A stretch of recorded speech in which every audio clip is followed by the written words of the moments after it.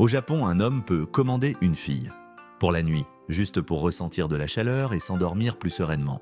Et le matin, il part travailler et se donne à fond, encore une fois, sans réserve. Ici, la femme regarde, écoute, et elle le fait d'une telle manière que tout ton corps en frissonne, sauf peut-être tes mains. C'est un pays où le flirt est plus subtil que l'air, et où la pudeur féminine est un art perfectionné à la moindre nuance. Et si vous pensez que le Japon n'a que cela pour vous surprendre, attendez un peu. Ici, on prend sa douche avec toute la famille. Ici, on peut louer une épouse et la solitude se soigne, dans les love hotels. Bienvenue dans un pays où la détente masculine n'est pas un luxe, mais une véritable industrie. Et dans cet épisode, vous comprendrez pourquoi les touristes veulent y revenir, encore et encore. Le Japon est un pays où tout est différent.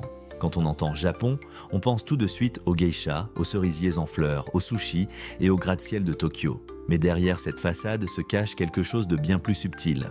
Une culture où chaque geste, chaque regard, chaque silence est un message. Et cela concerne surtout les femmes. Les femmes japonaises vous sont douces et réservées. Elles sourient, elles écoutent. Ici, le flirt est un art. Et la féminité, un mode de vie. Oui, le thé est servi avec une révérence.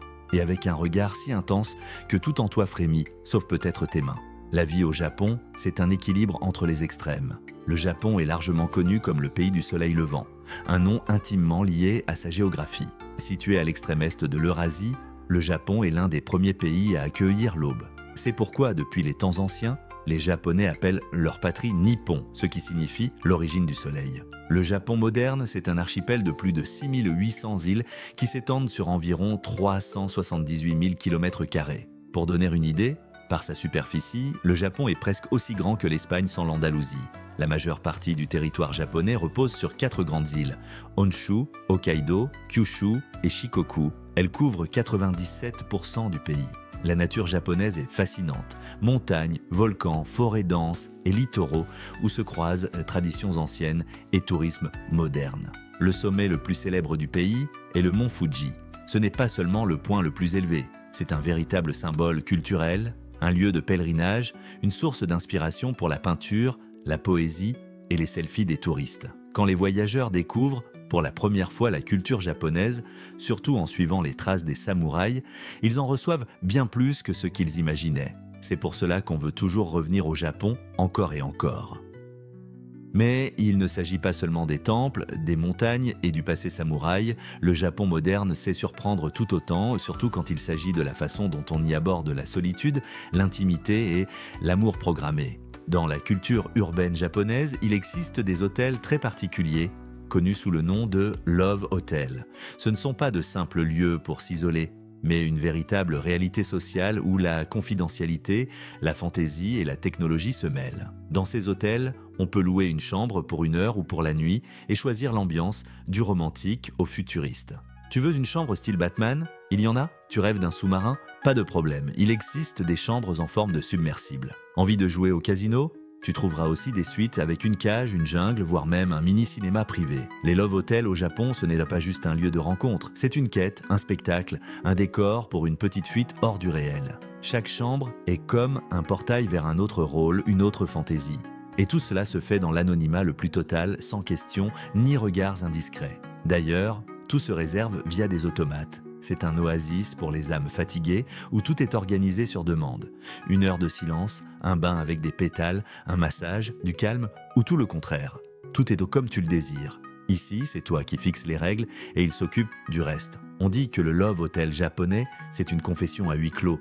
Tu y entres épuisé, tu en ressors transformé. Alors, une question pour toi. Serais-tu tenté par une séance Love Time ? Si une japonaise pouvait, en quelques heures, te rendre ta force, ton moral et ta foi en la vie, mets la vidéo sur pause et écris en commentaire le nombre d'heures pour lesquelles tu louerais une telle chambre de rêve.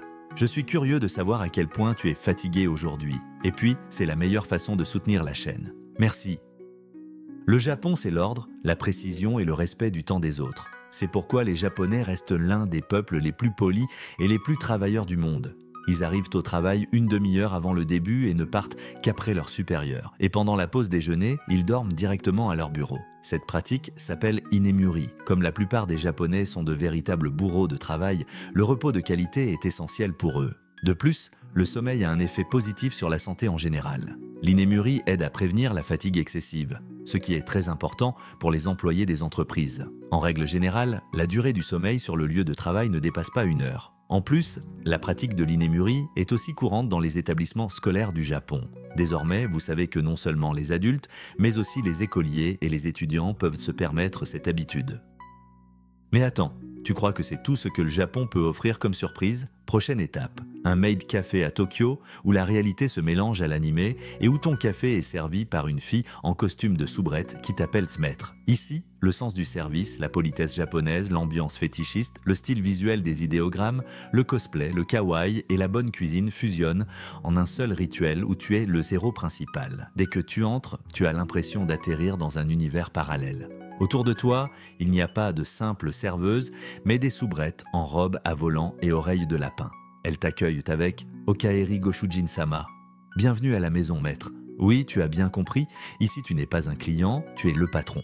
On ne se contente pas de t'apporter un plat, on lui donne vie. Avant que tu ne goûtes à ton omuris, on y dessine un petit chat avec du ketchup. Et puis, comme dans un scénario, la gentille maid joint les mains et chuchote une formule magique « Moe moe kyun » pour que le plat ait encore meilleur goût. Et tu sais quoi? Ça marche, parce que tu ne manges pas seulement un repas, tu savoures l'atmosphère. Beaucoup de touristes pensent que ce n'est qu'un café pour otaku, mais en réalité, c'est l'un des exemples les plus vivants de la sous-culture japonaise. Le maid café fait partie du phénomène du culte kawaii ou la culture de la mignonnerie qui influence tout, du design des smartphones jusqu'au comportement au bureau. Fait intéressant, dans ces établissements, il est interdit de toucher le personnel, de flirter ou de demander un numéro. Ce n'était pas du love time, c'est du théâtre de service. Chaque geste d'une maid est un jeu d'acteur, chaque regard, une partie du spectacle. On trouve ce genre de café à Osaka, Nagoya et dans d'autres grandes villes, mais Tokyo et surtout le quartier d'Akihabara est la mecque de la culture maid. Ici, il n'y a pas que des fans d'animé. Même des employés de bureau viennent pour s'évader quelques heures d'un monde où ils ne sont qu'un rouage parmi tant d'autres. Parfois, quelques minutes dans un maid café, ce n'est tout simplement pas suffisant. On a envie de quelque chose de vraiment chaleureux, même si cela peut paraître étrange au premier abord. C'est précisément dans ces moments-là qu'on découvre un autre phénomène du quotidien japonais, la douche collective, où les frontières de l'intimité s'estompent et où la proximité devient presque un rituel. La douche pour tous. Vous serez peut-être surpris, mais les Japonais prennent régulièrement leur douche en famille, tous ensemble dans la même cabine. Il arrive même que des pères se baignent avec leurs filles. C'est bel et bien une réalité. Voyons cela de plus près. Historiquement, le Japon a souvent rencontré des difficultés d'accès à l'eau chaude en continu. Par exemple, après plusieurs passages sous la douche, la température de l'eau chute rapidement au minimum. Dans ce cas, il n'y a que deux solutions, soit économiser l'eau, soit se laver à plusieurs en même temps. C'est exactement ce que font les Japonais. Il faut aussi savoir que dans ce pays, les jeunes grandissent vite, dès l'âge de 11 ans. Mais jusqu'à 15 ans, les enfants peuvent se laver avec leurs parents. Par exemple, il n'est pas rare que des filles aident leur père à faire sa toilette. Cette approche est très importante pour les habitants du pays du soleil levant, car ici, le respect envers les aînés, et notamment les parents, tient une place essentielle. D'ailleurs, cette tradition se retrouve aussi dans d'autres pays asiatiques, en Chine, au Vietnam, et ainsi de suite.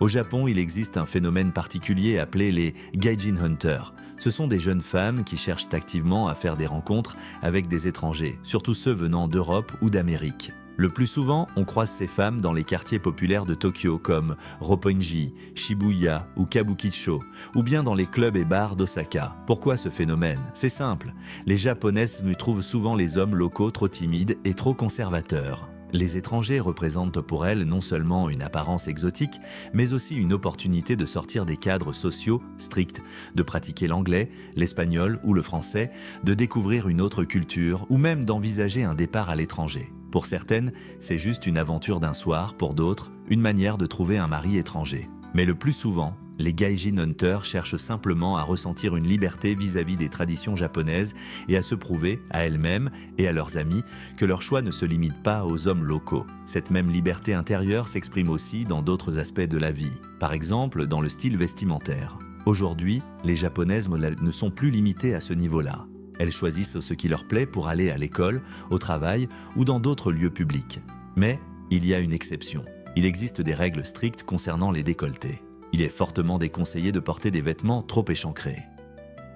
Tu pensais que le Japon, c'était juste des sushis, des geishas et des trains à l'heure? Maintenant, tu sais, c'est un pays où la modestie se vend, où la solitude devient une industrie et où le plaisir se sert poliment, avec une révérence et un ticket de caisse. C'est Tokyo, où dans un quartier on t'appelle maître et dans un autre, on te propose de te détendre dans une chambre décorée comme une salle de classe. C'est Osaka, où l'on peut prendre un bain avec toute la famille.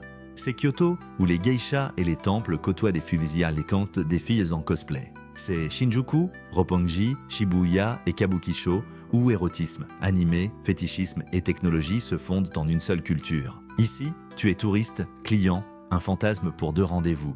Ici, tu ne fais pas que te reposer, tu t'immerges dans un pays du futur où la solitude, le stress et le désir d'intimité deviennent des opportunités pour de nouveaux business. Écris en commentaire ce qui t'a le plus surpris. Le Love Hotel, le Maid Café à Tokyo ou la douche collective.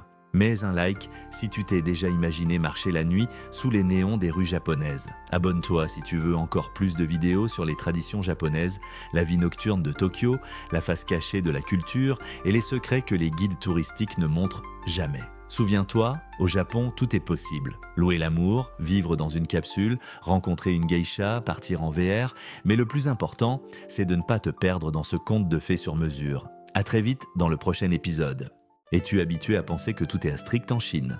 Les traditions, l'obéissance, la discipline et les anciens codes moraux, oublie cela. Parce qu'il existe des endroits où tout est à l'inverse. C'est la femme qui choisit l'homme et le laisse partir le matin sans dispute ni engagement. La fiancée peut te être présentée non pas par le cœur, mais par le père, directement sur un banc dans le parc municipal. Et si tu n'as pas eu de chance avec l'amour de ton vivant, peu importe, ils officialiseront l'union même après le départ de ce monde. Bienvenue en Chine, un pays qui ne correspond à aucune idée touristique classique, où l'intime fait partie des anciens rituels, et où le départ de ce monde n'empêche pas toujours le respect des traditions. Et les montagnes, elles ne sont pas seulement belles, elles sont vraiment extrêmes et dangereuses. Regardez jusqu'à la fin et décidez vous-même, est-ce un pays de tradition ou une expérience qui défie le bon sens ? Commençons par quelque chose qui, peut-être, va bouleverser votre vision des mots amour et famille. Parce qu'il existe un coin en Chine où tout est différent. Ici, ce sont les femmes qui choisissent les hommes et qui les laissent partir le matin. Imaginez, il y a un endroit en Chine où le mot « mari » n'existe pas. Là-bas, on ne conclut pas de mariage, on ne construit pas une famille pour l'éternité. Et personne ne demande « et quand est-ce le mariage ?» C'est le peuple Mosuo, dans la province du Yunnan. Ici, la femme est le centre du monde. La maison, l'argent, les enfants, la nourriture, les décisions, tout repose sur elle. L'homme n'est qu'un invité, pour la nuit, parfois pour plusieurs nuits, mais pas plus. Un tel partenariat s'appelle le mariage ambulant. Il fonctionne sans engagement ni inscription officielle. Si elle ne l'a pas invité, il ne vient pas. Si elle en a assez, elle arrête simplement d'ouvrir la porte. D'ailleurs, si un enfant naît, il grandit dans la maison de sa mère. Grand-mère, tante, sœur élèvent l'enfant. Le père, il est quelque part dans une autre maison. Pour les habitants locaux, c'est une forme de relation honnête et harmonieuse. L'amour, c'est un choix, chaque jour. En général, ici, toutes les relations se basent sur le volontariat. Mais si tu es nécessaire, on t'appellera. Et maintenant, un tout autre visage de la Chine. Pas de montagne, pas de rituels tribaux, pas de visites nocturnes sans engagement. Nous voici transportés dans une métropole bruyante où tout est strictement planifié. Même les sentiments. Ici, personne ne vous appelle la nuit. Ici, on ne cherche pas avec les yeux ni avec le cœur, mais à travers des formulaires, comme dans un service de recrutement. Tout cela se passe à Shanghai, en plein cœur de la ville, dans le parc Peuple. Chaque week-end s'ouvre ici un véritable marché de fiancés et fiancées. Mais au lieu de fruits, ce sont des fiches détaillées. Et au lieu de négociations sur les prix, des discussions sur la taille, la profession et l'immobilier. Les parents viennent avec des impressions papier, des photos, des descriptions de leurs enfants adultes et leur cherchent un partenaire. L'amour, cela vient peut-être plus tard, s'il y en a. Ce qui compte en premier, c'est la biographie et la compatibilité. Selon les parents, personne ici ne demande aux jeunes ce qu'ils en pensent. Beaucoup d'entre eux ne savent même pas que leur fiche est déjà en circulation. Pendant qu'ils boivent un café ou travaillent au bureau, quelqu'un, dans le parc, leur choisit un futur mari ou une future femme. L'entretien peut avoir lieu sans eux. Les décisions sont prises à l'avance. Annuler un rendez-vous est perçu comme un manque de respect. Et faire son propre choix, ici, c'est considéré comme une erreur. Choisir soi-même son partenaire, c'est bon pour les romantiques naïfs. Ici, ce qui compte avant tout, c'est la stabilité, le statut et l'approbation familiale. Les sentiments peuvent attendre, ou ne jamais venir. Mais si vous pensiez que c'était la limite, vous vous trompez. Parce que ensuite, on plonge encore plus profondément dans les traditions. et encore plus loin de la logique habituelle. C'est ce qu'on appelle les mariages fantômes. Des mariages avec les morts pour que l'âme ne reste pas seule. Oui, vous avez bien entendu. En Chine, il existe encore aujourd'hui des mariages posthumes. Les mariages fantômes, un rituel où une union est conclue entre des défunts. Parfois entre deux personnes qui ont quitté ce monde, et parfois entre une personne vivante et une personne décédée. Pour que personne ne reste seul, même après le départ. On pense que l'âme sans partenaire ne trouve pas la paix. Donc, il faut y remédier rapidement. Le mariage se déroule avec tous les rituels. Le cercueil devient le centre symbolique de la cérémonie, avec des cadeaux en papier, des costumes, des rites. Même si les deux sont décédés, les familles négocient et scellent l'union comme il se doit. Pas pour la loi, mais pour la tranquillité dans l'au-delà. Parfois, ces transactions matrimoniales se font en secret, à travers des connaissances ou par des spécialistes des rituels. Il y a même eu des histoires où les corps des défunts étaient pris en cachette pour organiser la cérémonie. Car on croit que un défunt sans partenaire, c'est comme un vivant sans papier. Ni là-bas, ni ici. Sans compagnon, ni dans cette vie, ni dans l'autre réalité. Alors, ni même après le départ de ce monde, on cherche un partenaire pour une personne. Parfois, de toute urgence. Parfois, à n'importe quel prix. Oui, cela semble fou. Mais dans certaines régions de Chine, il existe encore des intermédiaires qui trouvent de la personne appropriée pour le rituel et organisent la cérémonie. Mais si cela vous a déjà étonné, ce qui suit sera encore plus intéressant, parce que nous nous dirigeons là où les bateaux disparaissent, où les moteurs s'arrêtent et où l'eau semble vivante, comme si elle vous appelait à entrer. C'est le lac Poyang, un endroit qu'on appelle le triangle des Bermudes chinois. Sur la carte, c'est juste de l'eau. Dans la réalité, une zone d'anomalie. Officiellement, un lac d'eau douce dans la province du Jiangxi. Officieusement, l'un des lieux les plus inexplicables et mystérieux de Chine. Ici, des navires ont disparu, sans signal de détresse, sans laisser de traces, sans explication, comme si quelque chose aspirait les bateaux. Les avions peuvent dévier de leur trajectoire, les oiseaux perdent leur orientation et tombent dans l'eau. Le niveau de l'eau change brusquement. Le temps semble avoir sa propre vie. L'équipement tombe en panne, et oui, il n'y a aucune explication scientifique. Elle n'existe tout simplement pas. Les habitants locaux préviennent, ne fixez pas longtemps votre regard sur l'eau, parce que si vous regardez trop longtemps le lac Poyang, il peut sembler qu'il vous regarde en retour.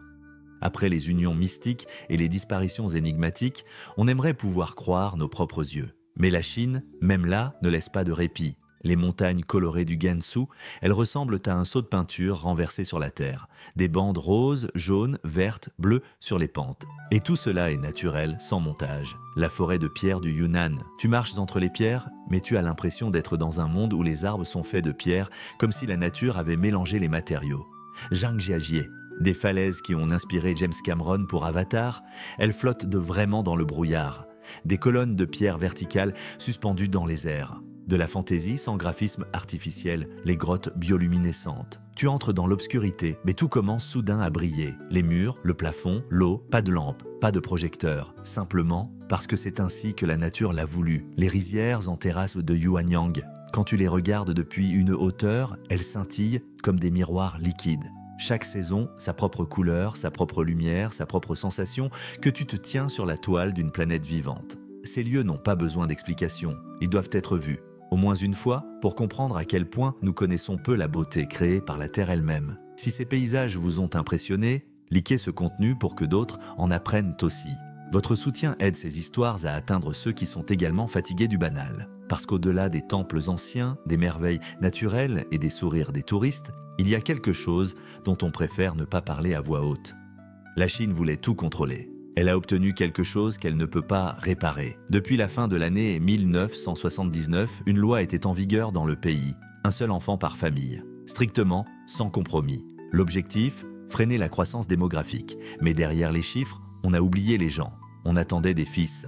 L'arrivée des filles, on ne l'attendait pas toujours. Certaines n'étaient pas enregistrées, à d'autres, on ne donnait aucune chance de survivre.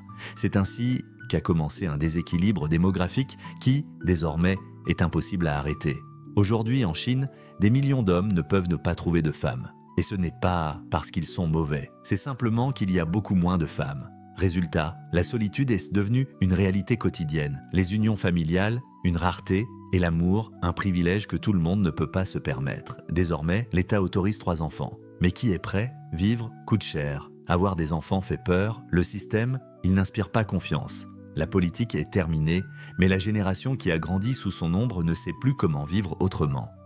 Dans une société où l'amour était régulé par des lois et où les familles étaient informées par calcul, le risque et la liberté sont presque des mots oubliés. Mais il existe un endroit où tout cela revient, brutalement, sans avertissement. Le mont Ouachan, un itinéraire au bord du risque extrême. 30 cm de planche, pas de rambarde, pas de sécurité, juste toi et une falaise de 2000 mètres. Ici, les règles ne fonctionnent pas. La peur n'a aucun pouvoir, seulement toi, et le sentier collé à la paroi rocheuse à une altitude où l'air semble déjà ténu. Tu marches sur une planche étroite, aussi large que ton pied. À droite, un mur, à gauche, un précipice. Pas de sécurité, pas d'instructeur, seulement une décision, continuer ou abandonner. Chaque année, des accidents se produisent ici. Mais le flux ne s'arrête pas, parce que la peur, c'est la dernière chose qu'il faut surmonter. Aurais-tu pris le risque? Si oui.